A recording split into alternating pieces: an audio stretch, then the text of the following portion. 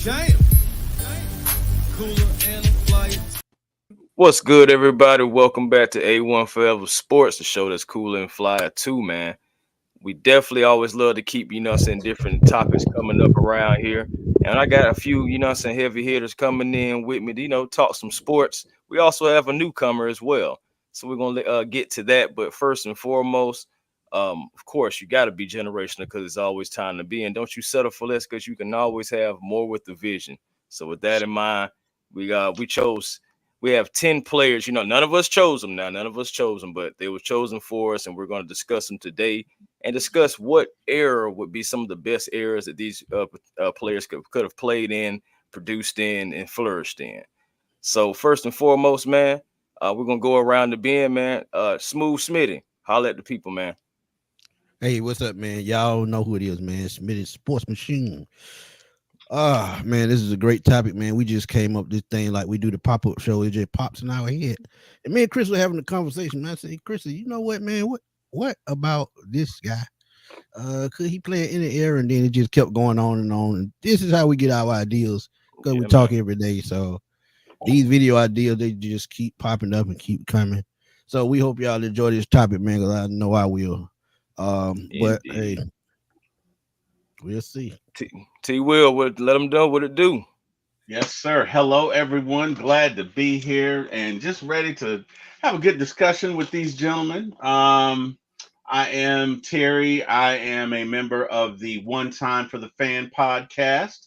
You can go to One Time for the Fan on YouTube. I am also a member of my own podcast, which is For My ATL Sports One on YouTube as well. So please like and subscribe as A1 is the greatest, and Hey, man, I appreciate that. Mr. Smitty 11K is the greatest. And I understand we have an up and comer that stepped in the room. So without further ado, sir, tell us who you are and tell us about you. Let's get to it. All right, I'm Jordan. I run Old Legacy, founder, owner of Old Legacy. We started on Facebook about 2017. Now we've grown to a little over 90,000 followers in total. You can find us on Facebook, Instagram, Twitter, Threads. That's new, and YouTube. Just trying to get into YouTube, and that's where I meet these gentlemen. So let's get it. Yeah, man.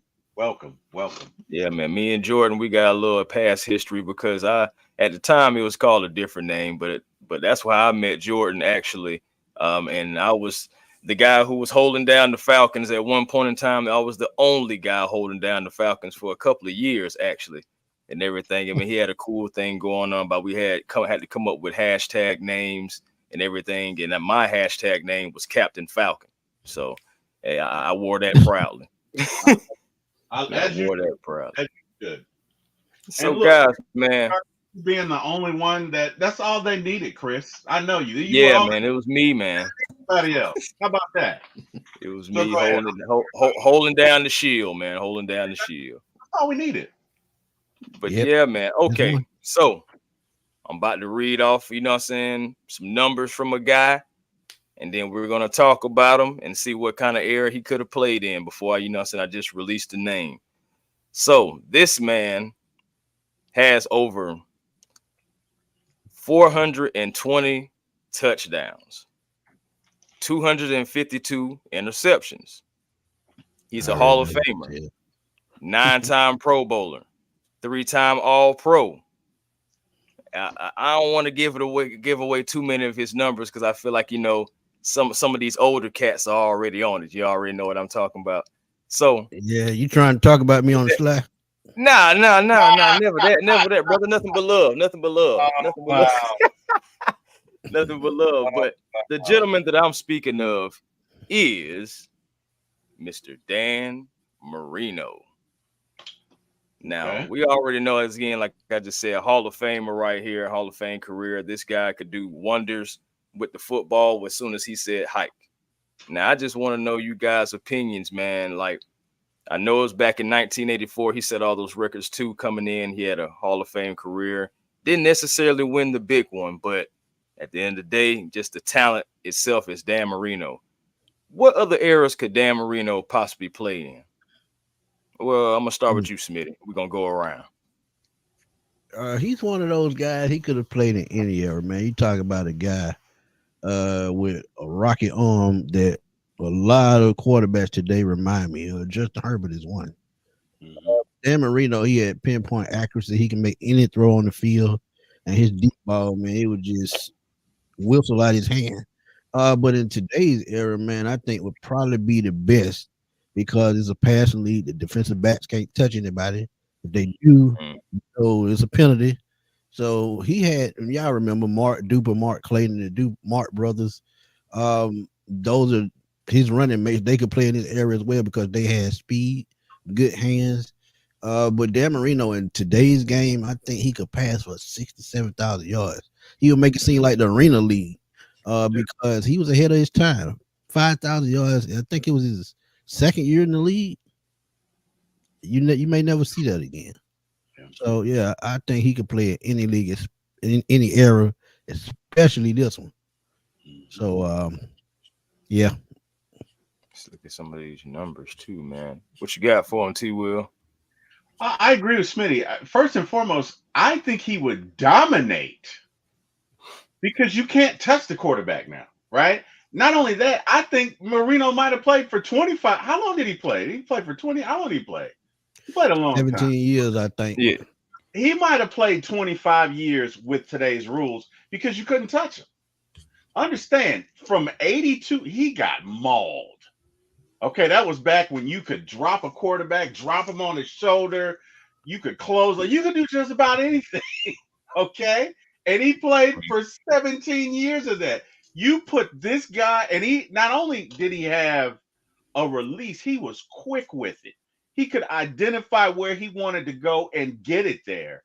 So I think he would be better suited for today's game than the 80s because of the rules that protect the quarterback. Yeah. That's just me. Jordan, how do you feel about it? What are your thoughts? I think my belief is that I think every player in NFL history can play in a different era. Let me get started before we get into every single individual player. Yeah. I think when people are comparing players of different eras, saying, "Oh, this player can't play in this specific era," they're not taking into account if they were raised and grew up in that era. Like you look at, take Jim Brown for example, and place him in today's game. That means he gets the weight rooms, he gets the health regimens, he gets to grow up in today's society where it's easier to access certain things than other players. So getting into Dan Marino, my thought process with each of these players is if you took them from their playing days in the 80s and 90s for Dan Marino's sake and then placed them in today's game, I agree with you both. He's got one of the strongest arms in NFL history. He's got amazing accuracy for his arm strength. I'm a believer that I think the current day of safeties is one of the worst in the last 50, 60 years. And I think he would easily pick apart them. I have a spreadsheet that I've made calculating what players of different eras would look like, statistically speaking, if they played in today's game. And Marino, he didn't get to 6,000 yards, but he got really close to it. So I do think he definitely could. He would probably been more efficient in today's era, and I definitely think he would have dominated in today's game. And could you imagine if he played in his era, Dan Marino and Patrick Mahomes? Mahomes, I was already saying, but I was just about to say that would be and if you think about it, you could say Patrick Mahomes is the modern day Dan Marino because they have pretty much the same build. He has high caliber arm strength as well. And he's one of those guys, if he gets on track, and you saw it, he threw for 55 touchdowns in his second year. So come on. I mean, Patrick Mahomes could be the modern day Dan Marino. And I think if anybody could break it to 6,000, even though I think it'll be hard. Patrick Mahomes can do it with the right receivers because you see what he had when he had Tyreek Hill. And I just found out the other day they tried to get Mike Evans. Just imagine that. Mm-hmm. So Yep. if he gets another high caliber receiver, I could see him. He probably could do it at Xavier Worthy. I could see him going for 6,000. What can it you just imagine? depends. Dan Marino and Tyreek Hill? Holy cheese ball, Mhm. Oh no, That's it'll be what I'm like saying. it'll be like a game. bro! Be like That getting Tecmo right Bowl. there. Pitch Bro, and catch yeah. for real. I mean, you can't stop it. You got Waddle, but you got the cheetah. Arguably, you can't outthrow the cheetah. You can't outthrow him. You just can't, right? You put Yeah, that just throw in it up Dan there. Marino's hand. I think Dan might throw for 6,500 yards in today's season. Yeah. And That's what I'm you give saying. him a running game? Nah, bro. Oh my What god. what Randy Moss said, just chunk it up there, dog. That's all you had to do. Chunk it up there, dog. And then we're talking about a guy that was known for his quick release too. And man, you wouldn't hardly be able to get to him. It's different what? rules that protects the quarterback. And man, Dan Marino will be dropping back and he'll be letting it fly all the time. Man. Man, You know, he wouldn't when- even have to really leave the pocket like that. When I was scouting Like, players, I scout players every single draft. Dan Marino is the quickest release I've ever seen on film. Yes. That's going back to the 50s. When I was looking at CJ Stroud, I'm an avid hater of CJ Stroud because he went to Ohio State. Right. But when he was coming out, I said his release is the closest to Dan Marino's I've ever seen. Mhm. Marino's was incomparable. I couldn't ever find someone with that quick release. It was like he wasn't even winding up. Right. And that's kind of what I see with CJ Stroud. Mhm. So look at how efficient Stroud was last year. Imagine Marino for 20 years, 25 years doing that. Yeah. He break Right, every right. record known to man. Like, I mean, again, Oh yeah. How many MVPs do you think Dan Marino would get?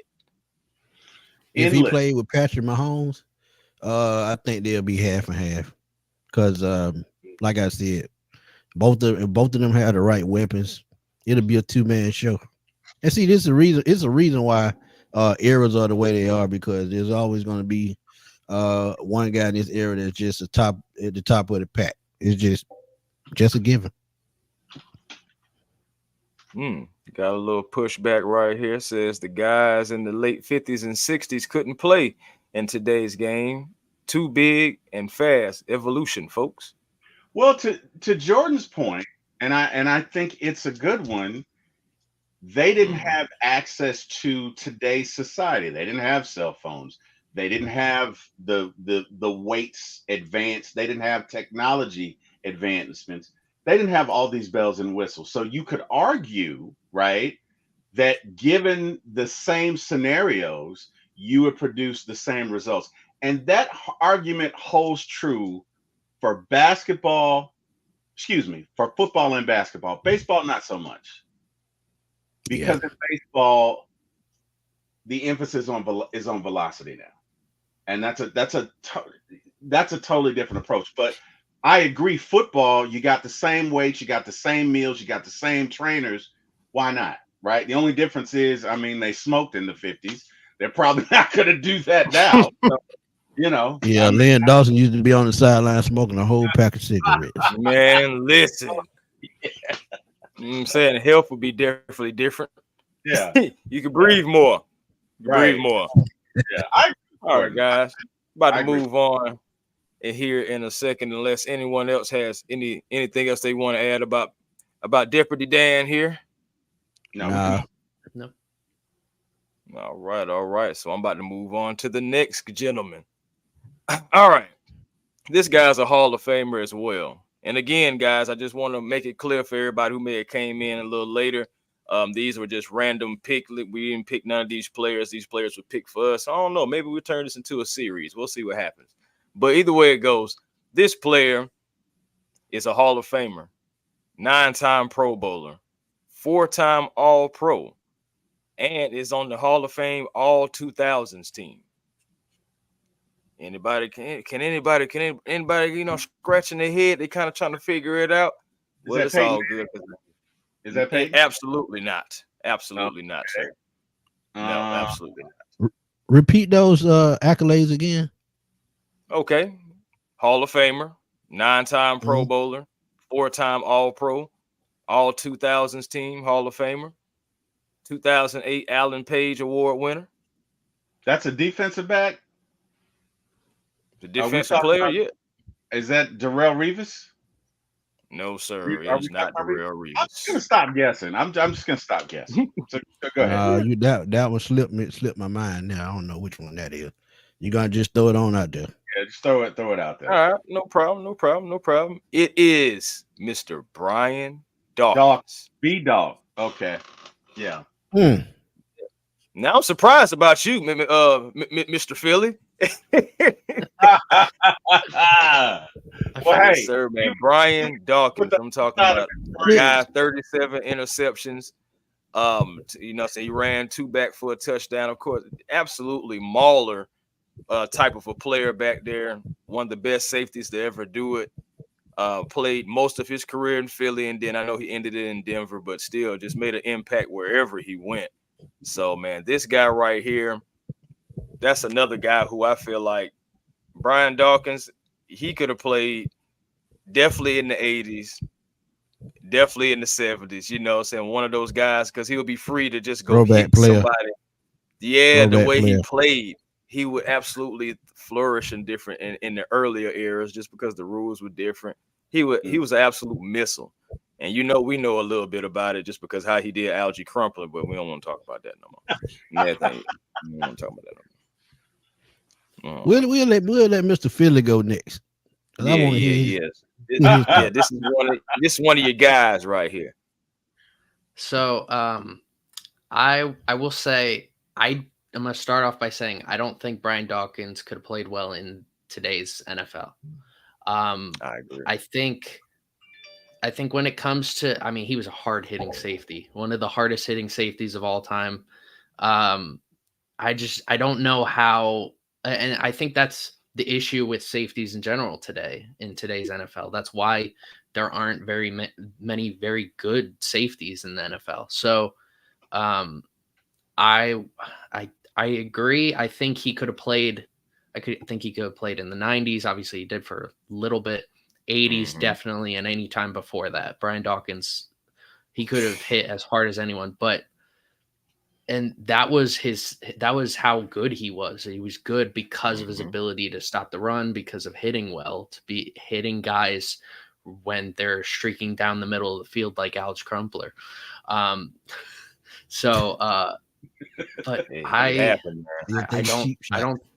I don't think it would translate well to today's game. No. Yeah, I agree 100%. Defensive receivers. I don't know how they came up with that, but football is football. Just like that sack Grady Jarrett got on Tom Brady a couple years ago. That was some bull crap. But Brian Dawkins, I think he played in the perfect era, and I'm talking about 2000s, maybe 90s. He could have made it in the 80s, 70s, and 80s as well. But like you said, Jordan, I just think today's game, he would probably get penalized every other play because he was really a linebacker at the safety position, and that's just how he played. Right. Terry, what you think about Dawkins? Guys, every guy on this list is probably the top one of the 1%, right? And what keeps going back through my mind is what Jordan said. Well, if they were raised in this era, then they would be groomed in this era, then they would adapt, right? Well, I'm not going to say he couldn't play in this era. Now, would he be the Superman that he was? Probably not, right? Probably not. But I'm not going to say he couldn't play, because one thing about B-Doc, if you've ever heard him talk, this man can do anything. He could be a motivational speaker. He's a guy that just gets you fired up, right? So I got to believe he could play. Now, would he dominate to the extent He that could play. He could play, but his playing style, Right. the Yeah. way I the game is Playing called today, style. like He like we said, before, you Yeah. can't touch the Throwing- receivers. If they run over the middle and he just Right. bump them, he gonna get flagged. Man. He would probably be. And he would probably Dawkins be one- is not a bumper. He's a thumper. So it's just like you ain't gonna get no bump. He's gonna hit you. So it just, right. And perfect example. Perfect example. Ronnie Lott and Brian Dawkins probably would be two of the most hated players oh, man. in today's area if they play. Ronnie Lott definitely couldn't play. And Ronnie Could you Lott, imagine Jack Tatum today? Come on now. not. But he'd be No. kicked out of every game. But Ronnie Lott, right? You guys know the story of what happened with his pinky? Yeah, Oh yeah. he got it absolutely. amputated just to play in the championship game. All right. The man wants to play You football. know what I mean? So I mean, if you'll do that to yourself, there's no telling what you'll do to me. I agree. I don't think now that's the one thing I agree. And I know Ronnie's not on the list, but I don't think Ronnie could play because Ronnie would kill somebody. See, Ronnie don't care about the- on the car ride here, I was thinking of players that could play in different eras, and I was thinking to myself, I think Ronnie Lott is the one defensive player that if you drag and drop into every single decade in the history of the game, I think he would have been able to play He could. at an all-pro I agree. level I because agree, of because his coverage ability. He was so good in Bingo. coverage, and he could there it be. is. He was an all-pro corner. He was Pro Yep. Bowler at every single position in the secondary. So, Bingo. Right. I mean, he could play at a great level at corner, free safety, strong safety. And then it was just an added part of his game how hard he could hit. And he was one of the hardest hitting safeties of all time. Yeah, I agree with that. He was a corner before a safety, so I honestly, I think he'd get kicked out of every game. If Ronnie Lott was playing in today's league, all right, it's halftime. Ronnie, you ready? You ready? You hit 3 people. You ready? All right, let's go. now, he yeah, would get fined a lot. I do agree with Ronnie that. gonna get a fine or two, but he'll be worth it. He'll be playing for half a check every game Man, because he would get I'm trying fined to so tell you. much. Ronnie would lay folks out, man. Ronnie would. Let me tell you something. Hey, and you can see this a lot, like when you look at the old 49ers game, you can see guys looking for Ronnie. You can see guys literally going up, like, where is he? Where, you know what I mean? No, I mean he would excel. He had great coverage skills, but I think he'd get kicked out half the game. But that's just my opinion. Anyway, I got something for you though. This next guy, man, listen to this. Hall of Famer once again. So we got another Hall of Famer, 10-time Pro Bowler, 8-time All-Pro, 2-time Super Bowl champion. Anybody got an idea? Peyton Manning or Lawrence Taylor? I'm about to say which one, man. You can't have both. I'm gonna go LT. Okay. Anybody else LT? Anybody else Peyton Manning? Anybody else? Anybody different? I think it's Peyton. Okay. Yeah, I would What say you- Peyton Manning too. Well. I guess on the flip of a coin, luck of a draw, whatever they want to call it.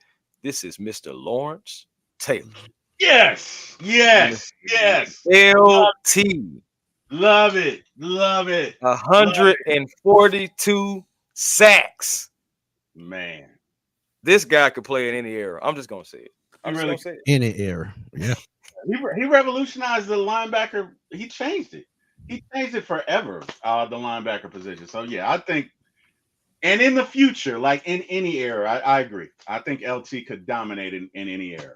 Definitely. Man, can you imagine LT getting the weight regimen and everything, the right amount of sleep, everything, just somebody on them, just to take care of business, and he getting all the technology that's in 2024, and he comes out there and is boy. I tell you one thing, the New York Giants would love to have him right now. I guarantee you that. Yeah, that's why they need to change the rules about the quarterback. I hate when they did about how you got hit the quarterback a certain way. Back then, you could knock the quarterback block off. If you remember Leonard Marshall, the way he hit Joe Montana and messed his elbow up. You remember Lawrence Taylor broke Joe Theismann's leg. It's part of the game, man. The hits are part of the game. Mhm. So I mean, don't just change the game up because you want to see more points on the board. Football is football. So yeah, it would be tough for him to play in this era because of the penalties they called on the quarterback, but he can play this era. But again, he would probably get fined a lot too because of the way he played the game. But he can play in any era, all dating all the way back to the 30s if he wanted to. He'd have to build it into his salary. Yeah. just like Raymond Collins just said, man, LT probably get fined too. He gonna get some fines, but my thing is just ability. That ability can go in any era, or even earlier than him, in my opinion. Right. Yeah. And I think in terms of schemes, I mean, back in the 90s was where you really saw the transition of defensive schemes. But putting LT in today's game and having him opposite of some of these really good edge rushers in the NFL. I mean, even if you drag and drop him, put him in the Giants of today's game. I mean, they already got Kayvon Thibodeau and Brian Burns now. You put him on the opposite side. How are you going to block him?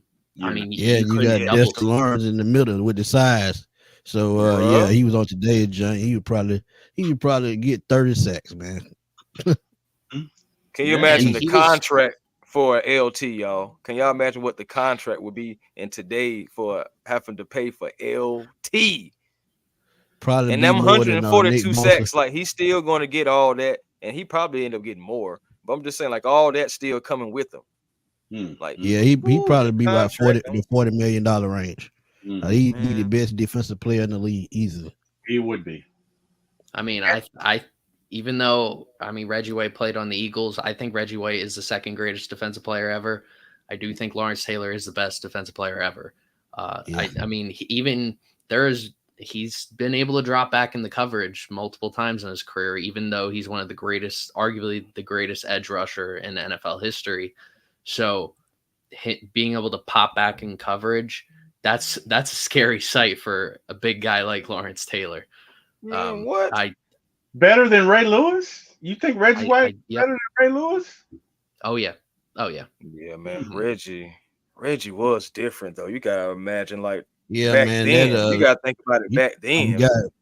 Who can throw an offensive line over with one hand.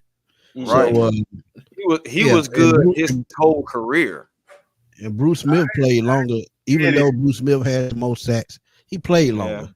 Had LT played another 3-4 years, he probably would have close to 200 sacks as well.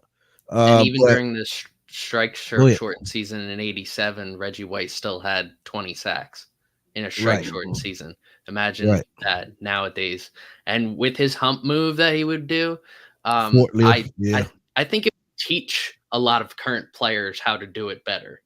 So it might end up creating more sacks across the league because he's going to share his knowledge with everyone, because I don't think anyone in NFL history has been able to replicate that move.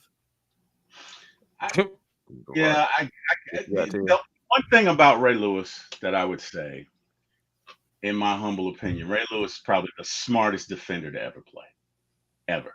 And I say that because he played against Peyton and nobody else could figure Peyton out. And Ray Lewis and the Ravens did, right? Yep. Ray would baptize anybody that went over that middle. He could cover anybody. So no disrespect to Mr. Reggie White. He was a great one, but I don't know, because it's subjective, because you're still talking about two of the greats that's ever hit the gridiron. So so it's still subjective, but can't even lie, man.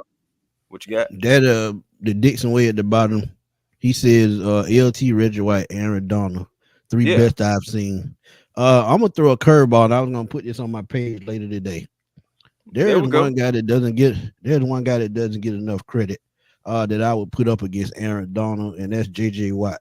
When he was in his prime and he was one of the key defensive players in this league, I would put JJ Watt up against anybody. Yeah, you talk about a guy that was a former tight end. Former tight end, came in the league as a defensive end and dominated. So I'm gonna put that on the page a little later to see what kind of votes I can get on that and what kind of comments. But those two in the league, those two in their prime in the league at the same time would be insane. By the time Aaron Donald got here, well, they was in the league at the same time, but I think JJ Watt, his injury history hurt his career Yeah. just a little bit. Yeah. Even though he's a Hall of Fame player, if he stays healthy a lot more than he does, I could see him as one of the top 5 defensive players of all time. The only reason I'm still shouting Ray Lewis is because not only did Ray affect his play, his entire defense fed off of him. And his defense was good for decades, not a few years, decades. Yeah. Top 5, top 10 decades. And that is a lot of Ray Lewis. That is so, I'm a fan, whatever. So, and I feel like the Falcons can take some knowledge off of that, because they had an all-world linebacker and they always put edges around him.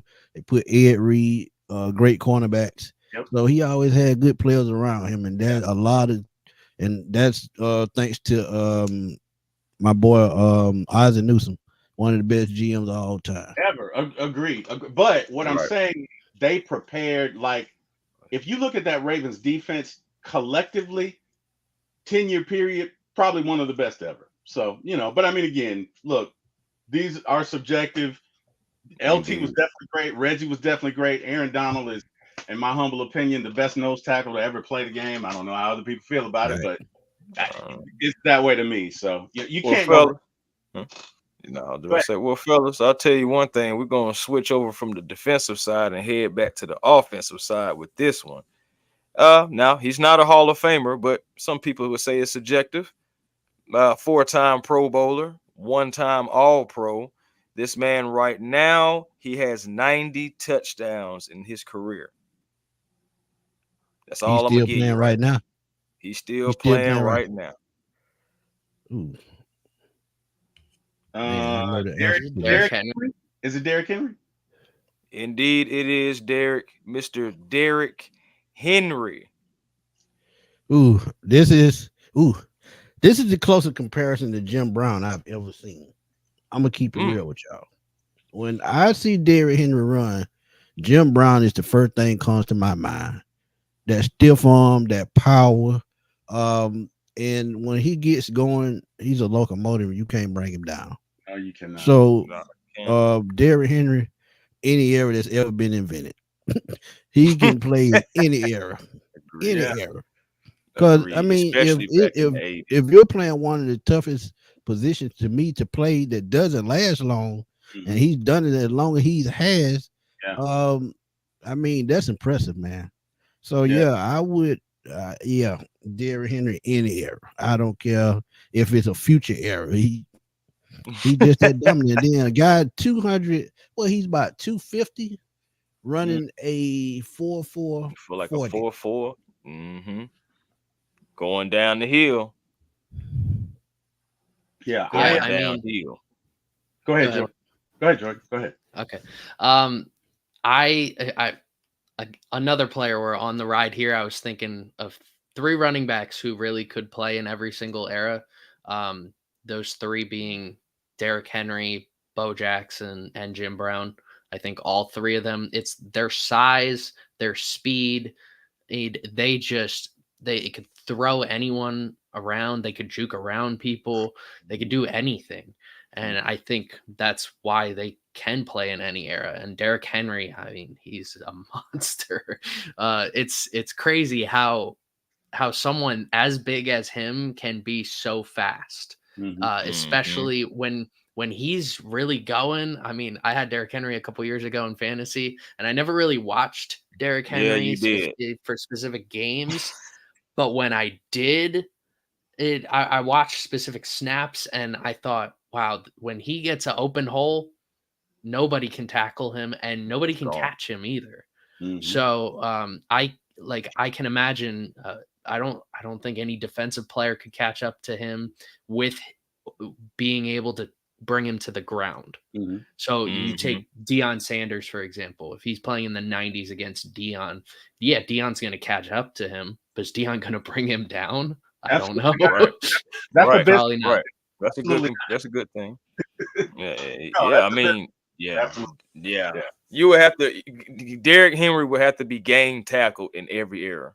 Yes. It doesn't matter. And honestly, you think about it. If he played in the 70s and the 80s, they'll be trying to hurt Derrick Henry. Seriously, Probably. because they'll be so afraid of him.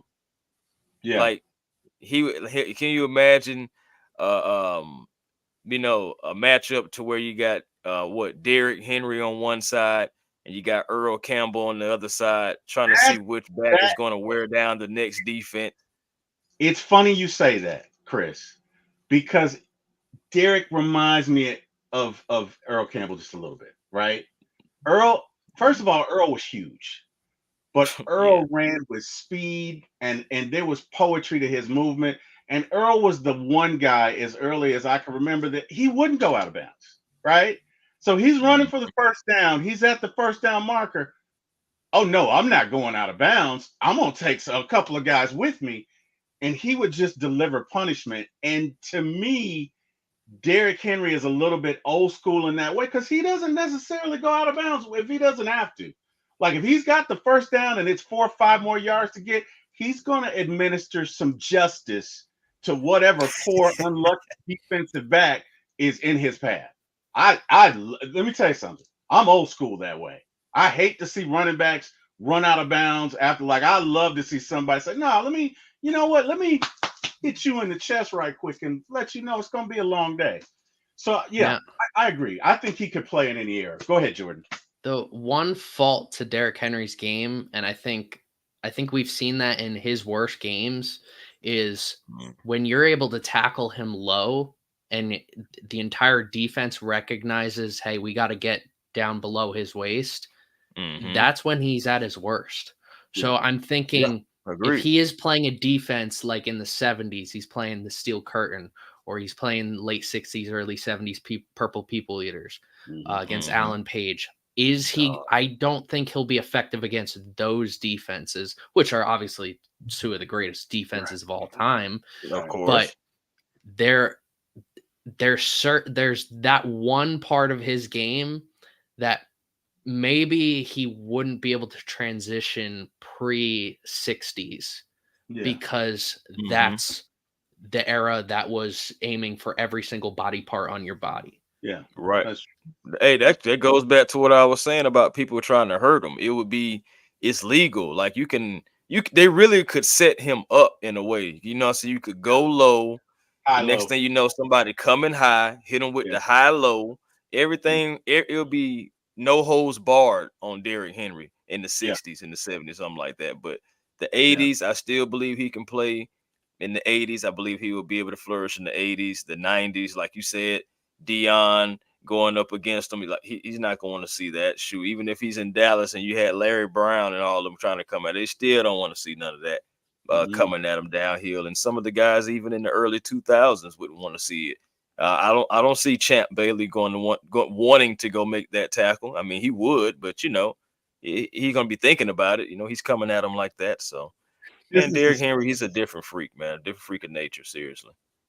They call it a business decision, Chris. Yeah, that's what they call it.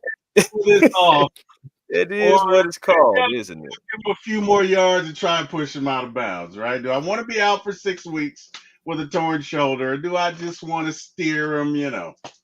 Hey, I don't know. But anyway, Chris, go ahead. I'm sorry.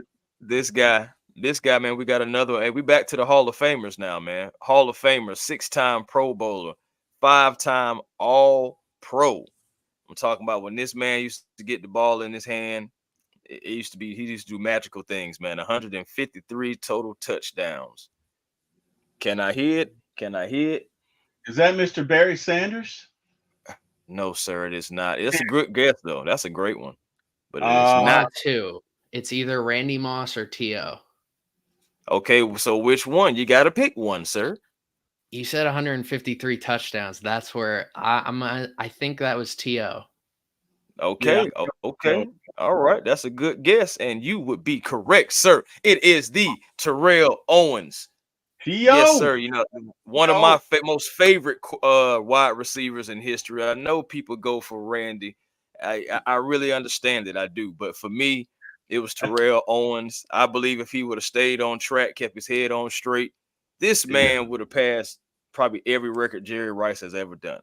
I'm He talking could about play over 15,000 yards. He almost had over 16,000 yards. Again, 153 total touchdowns, almost 1,100 reception yards. He had 1,078 to be exact.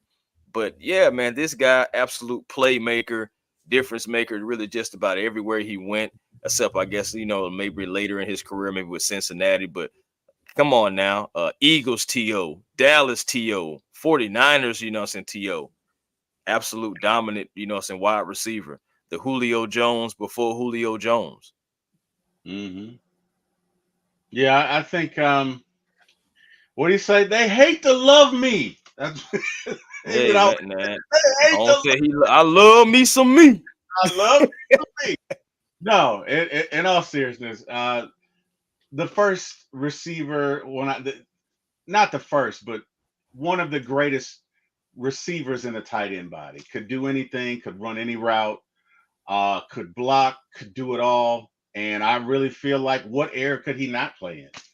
Like, have you seen the guy? He's got to be pushing late 40s, and he looks 20. Like, if he rips it, he looks like he could play now. Maybe not start, but he could definitely be a backup receiver on somebody's team. That's how good a shape he's in. So I'm going to say T.O. could play in any era. There's nothing he couldn't do. There's no route he wouldn't take, in my opinion. One of the greatest. Jordan, how you feel about it? If we're talking about T.O. taking away his emotions and then putting him into any era, absolutely. It's adding in, throwing in his, because I love T.O. I do. But the bipolar-esque. Yeah. I mean, he just sometimes he has, I mean, it works in today's NFL. Look at all the wide receivers who are saying, give me the ball, I need more touches. Your Odell Beckhams, your Tyreek Hills. I mean, look, even Devontae Adams is doing it recently. Like, there's so many receivers. He would love it in today's NFL. He would absolutely have a ball. And especially if, I mean, you said it, tight end, he had a tight end body. The question is, with how the tight end position has gone into more of receivers, is would he actually be a tight end in today's NFL? Because I think there's a very real possibility. I mean, look, he's playing in, what is it, the fan controlled football league he was playing in last year. He caught a touchdown pass in that. So, I mean, yeah, I think even right now, yeah, he has a shot to be on a roster, because I think he's better than some other terrible wide receivers. I'm talking about you, Nelson Aguilar. I have a question. I have a question for the panel, right? What you got? Do you think that a little bit of narcissism for a receiver is essential to performance? Because you gotta be a little crazy to go over the middle blind, not seeing a 250-pound linebacker coming your way and want that ball. Like, most of the receivers, most of the receivers that I know, the great ones, had big egos, right? Not that you got to be T.O. Okay, T.O. is definitely an outlier. Like, he was just, I mean, but do you feel like you need a little bit of that to be successful in the NFL? Chris, how you feel about it? I mean, to a degree, I guess you can say that. I mean, to a degree, I believe you can say that, man. But ultimately, man, it goes back to, if T.O. could just play football, just worry about just playing football. Right. Like, you could argue, right? Yeah. You argue that underdog thought process, that underdog mentality pushed him, right? Him, forced him to be great. That, like, again, Superman, his weakness is kryptonite. His emotions are his strength and his weakness. Would he have done better with control? Absolutely. But who's to say, if he didn't have that personality, should I call it a disorder? Is that strong? No, I don't think it was a disorder. Honestly, I feel like the emotions motivated him, like you're saying. Right. If I he, feel like, for coming off of so much and being yeah, doubted and all the yeah, things he had to overcome, he just used it as fuel. It was almost like how Jordan sometimes would come up with his own theory in his mind about this player, probably been talking noise about him, or this player thinks he's better than him and mhm. everything like that. He kind of like formulates some things. Hey man, nobody don't like me, so I'm gonna go out here and perform. It did Right. make him who he is. I will admit that. Right. You could argue that Batman will never get to be who he is without a Joker, without a completely opposite personality pushing him to the limit. And I think that's what T.O.'s emotions were to him. It's like, okay, I got to play this game. This dude thinks I'm whatever. You know what I mean? And what happens is, Hmm. as you have more success doing it, you tend to do it more. You throw a bunch of money in there and folks coddling you, and some folks can't handle it. But in my humble opinion, I'm not saying everybody has to be T.O. Okay, that'd be ridiculous. Right. But I do think you need a bit of an ego, a little bit of arrogance. Jordan, what do you think? I think it's a great motivator for some players. I do think there's a lot of players, especially in the past 25 years, that didn't necessarily need that. Marvin Harrison, Larry Yeah. Fitzgerald, Calvin Mhm. Johnson, another quiet but a quiet assassin, AJ Green. AJ Green was the quietest person in the world, and then Jalen Ramsey picked the fight with him, and then he started punching him in the face. So, Right. but I don't think you necessarily need it. But for some players, it is a great motivator. It is that next level. If Calvin Johnson had that mentality, it's possible he could have been better. Right. But some players realize, hey, they're more programmed that I need to win this one-on-one. I need to win this one-on-one, instead of saying they think you suck. They think you're terrible. Well, Right. some Right. players just operate differently. Right. I don't necessarily think you need that, but I mean, in today's NFL, a lot of players have that mentality. Look at Tyreek Hill, for example, arguably the fastest player in the entire NFL. Mhm. But he provides that with himself, saying, "Oh, they think they can stop me. They think they can play a zone coverage and beat me." And that's what makes him so good, is because he has that mentality. If he had the mentality that Calvin Johnson had, I don't think he would necessarily be as dominant in terms of his numbers. Yeah. Yeah. And it's, you bring up a good point. Some players need it, some don't. Right. Shannon Sharp was a gregarious personality, always talking, always whatever. His brother Sterling, polar opposite. Quiet guy, not really assuming. I'm sorry for the Right. call. All my devices Oh are. no, it's all good. But yeah, I think you said it best. Some players really need that, because Shannon Sharp and Sterling Sharp, same household, polar opposites as far as personalities are concerned. Shannon was going to tell you about it. Shannon was going to beat you. No, Shannon was going to tell you he was going to beat you. Then he was going to beat you. Then he was going to tell you that he told you he was going to beat you. Gonna beat you. And Yeah, we're gonna talk that's about true. it. That was Shannon. So yeah, That it's is true. different strokes for different folks. But go ahead, Chris. I'm sorry. Hey, no, it's all good. I just want to say, man, fellas, I wanted to thank you guys for coming on. I know Smitty, he had to go run and do some things. I know for me too, I have to get ready for a few other things as well. But this was just, the tip of an iceberg, man. We're actually going to do this again. This was actually better than I thought. This was a whole lot of fun. I just want you guys to, to please allow everybody to let everybody know where they can find you guys. And and we're gonna definitely have to do this again soon too. T Will. Yes, sir. Well, you can see me at One Time for the Fan on YouTube, Facebook. Well, it used to be Twitter, a bunch of other platforms. But you can see us Sunday night at 8, Wednesday night at 8, and Friday mornings at 9. You can also see me on For My NTL Sports 1, and I am, just like and subscribe to both and get the notifications. I'm kind of, some weeks I'm there, some weeks I'm not, but I still do provide content. But I just want to say, hey, Chris, thanks for having me. Enjoyed it. Jordan, very nice to meet you, sir. And looking forward to doing more podcasts with you. And while we're on the subject of Jordan, go ahead and tell us where they can find you. Yeah, you can find me on Ultegacy. It's ULTEGACY. We're on Facebook, Instagram. I will still call it Twitter. I haven't changed that on anything. On Threads, that's getting some traction. YouTube, and we got our own website. So you can go to ultegacy.com. Yay. You can find, we have our own Hall of Fame section.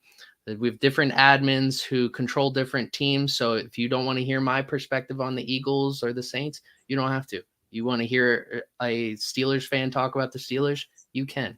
So just find us anywhere Ultegacy. And thank you guys for this. Was awesome. Oh yeah, man. We're gonna do this again. Depending on what happens, man, we may try to see if we can do this probably this week, man, because it's still plenty of players we can talk about and plenty of things we can go, plenty of different ways we can go. But first and foremost, thank you to the chat, man. Thank you for everybody who tuned in, who will tune into this. And shout out to each and every last one of you guys. Thank you to Smitty, T. Will, and Jordan, for coming on, talking some NFL, pretty much what ifs, And until next time, y'all, be generational, because it's always time to be. Find your peace today. Positive energy always creates elevation, and that's how you find your peace. And I'll never settle for less, because you can always have more with a vision. Until next time, y'all, peace and blessings to you, and we will holler.